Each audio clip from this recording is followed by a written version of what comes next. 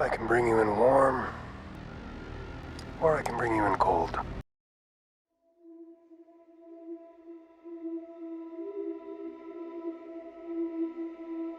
You are known only as the Mandalorian. Raised in Aquila City during the harsh colony wars, you witnessed violence, death, and despair from a young age. At just 11 years old, you were witness to the attack on Aquila City led by the United Colony's rogue soldiers, resulting in your parents' death. As you hid in a small tiny crate, you looked through the cracks and saw a United Colony soldier lining up your parents on their knees, despite the UC's goal being to capture, not kill. The soldier opened fire, laying rest to your innocent mother and father right before your eyes. After the fallout cleared and the dust settled, you swore your revenge. You would make it your life's journey to find your parents' murderer and seek justice and revenge for their death. You became a pilot at just 18 years old and left the streets of Aquila to sign up with none other than the Ecliptic mercenaries. They gave you something you never had, a code. It wasn't much, but it was enough. You began your work as a mercenary, mostly doing bounty work for the Ecliptic, using your bounties as target practice, while thinking about the soldier who mowed your parents down in cold blood, while earning enough credits to get your own ship and travel the settled systems to then find said soldier. You stayed with the Ecliptic for many years. Maybe the bounty hunting life got the better of you, or maybe deep down you just enjoyed the dirty work. It doesn't really matter. It was merely a month ago that you and your fleet of Ecliptic mercs landed on a remote, wet, muddy planet, just outside of a small farmhouse. You and your group of Ecliptic mercenaries walked through the wet mud toward the farm, where your captain informed you of the bounty you were all there to collect. You waited outside the home on guard in case the household had any backup or remote turrets, and it was here that you saw your fellow mercenaries dragging a mother and father out into the mud and rain, pushing them both down into the dirt in the middle of the night as another mercenary held their young son back. Your instincts kicked in and you grabbed your captain by the arm, asking what he was doing. Your captain smiled through his helmet before whacking his Eon pistol into the father's face. "Stop," you grabbed your captain's arm once more. "This is going too far," you pleaded. Your captain pushed you back, claiming the family had a debt to pay, and without a credit to spare, they now had to pay with their lives. You looked down at the young boy crying, and suddenly you remember. You remembered why you joined the Ecliptic in the first place, and how you had lost sight of your life's mission, your life's journey. You immediately pulled out your razorback revolver and fired down on the Ecliptic, your once brothers, leaving them all bleeding out into the mud. You picked up the boy and carried him safely over to his parents just a few feet away. The parents thanked you. Without saying a word, you took your captain's ship and set off on your journey to finally find the soldier and get your revenge. Over the next week, you became a known enemy to the Ecliptic mercenaries as you travelled the settled systems and eventually find your parents' killer. There was nothing cinematic about it though. You let off a single shot from your revolver the moment you saw the now old man. No monologuing, no second thoughts. You had done what you set out to do. And it was just a few weeks after this, exactly 1 month since the soldier's death, that you signed up with Argos, attempting to lead a somewhat normal life. And it's here that your game starts and you find the artifact, and the rest is up to you. With the backstory done, let's move on to traits and backgrounds. For your background, you're of course going to want to choose Bounty Hunter. This obviously helps your role-playing as a Bounty Hunter and a Mandalorian, and it fits nicely into the traits that we'll be picking too. We'll be getting the Wanted trait to help us roleplay as an enemy of the Ecliptic mercenaries. This trait will allow them to come after you randomly, along with some other enemies, and it just fits really well into the role-playing side of things. For your second trait, you of course want to choose 3-star Collective Settler to help roleplay your background as somebody who was born and raised in Aquila City.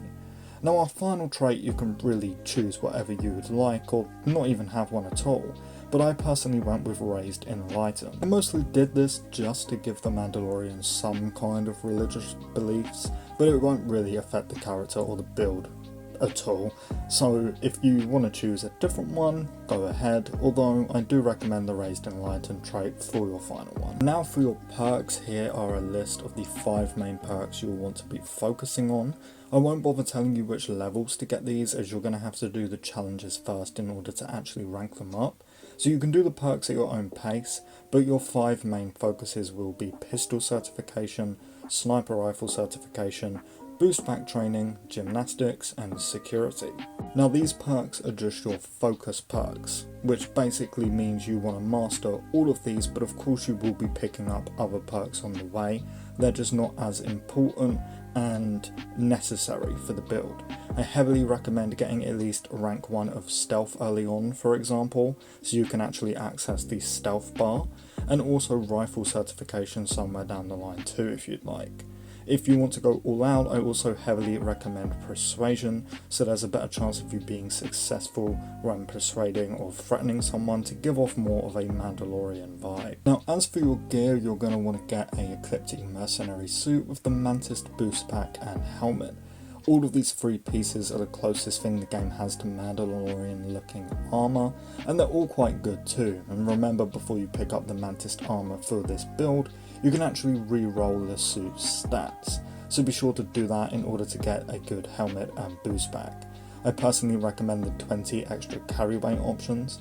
To do this, just quick save before you open the mannequin's display case, with the Mantis armour on it obviously, and keep reloading that save until you get the armour that you'd like to use. For our weapons, we actually have 3 focuses here. A pistol of your choice. I personally recommend a revolver to get more of a western feel that comes with the Mandalorian TV series.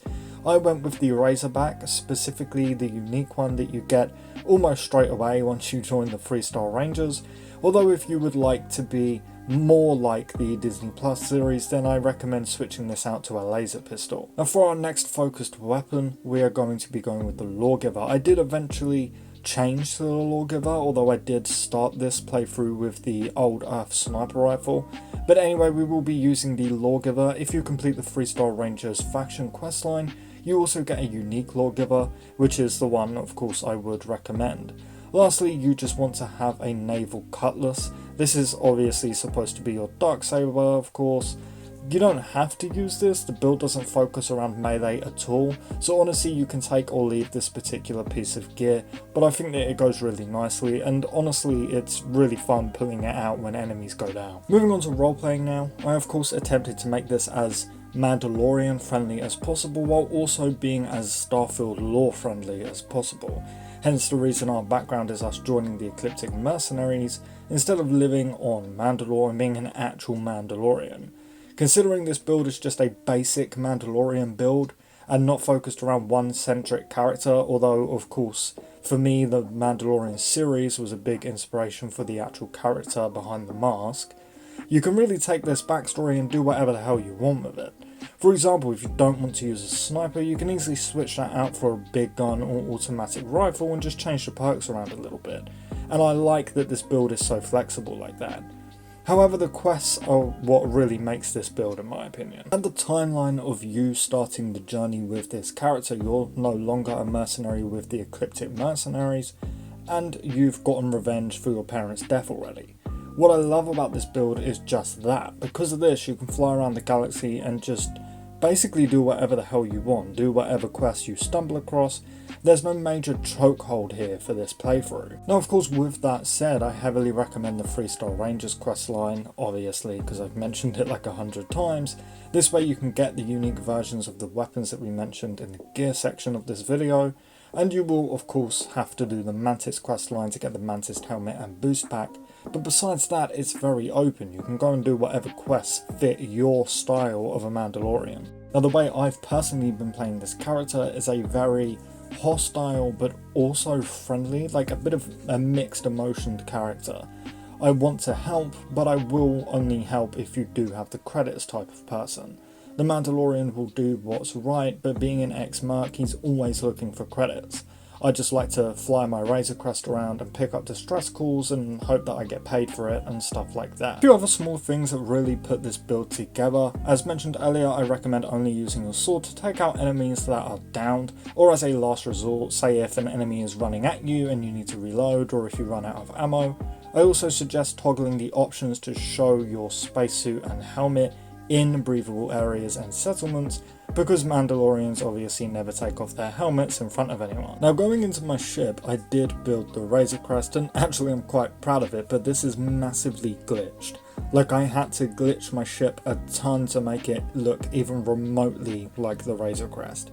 However, I did base my build on a YouTube tutorial I found, so if you would like to build the Razor Crest for this build, like for your character, then I will have a link to that tutorial in the description below for you, but I'm not going to show you my glitched version because honestly it would be like an hour long video and no one wants to hear me talk for an hour. But that is pretty much everything. I hope that you all have a lot of fun with this build. I definitely have. I've been playing it more than my main character. This is actually my first ever character build video, and I would absolutely love to do a ton more in the future because this was very fun. So please leave any feedback in the comments on things you'd like to see, or maybe have more detail in for future character build videos, or some stuff you disliked about this one that I can improve upon in the future. Blah blah blah, you get the point. Of course, if you did enjoy the video, I kindly ask that you leave it a like and consider subscribing if you want to stay up to date on almost daily Starfield content. Lastly, as always, a huge, massive thank you to our channel members. The support truly means the world, so thank you all so much for sticking with me month after month. But with that all said and done, I hope you enjoy playing this build, and I really hope to see you in the next one. Peace.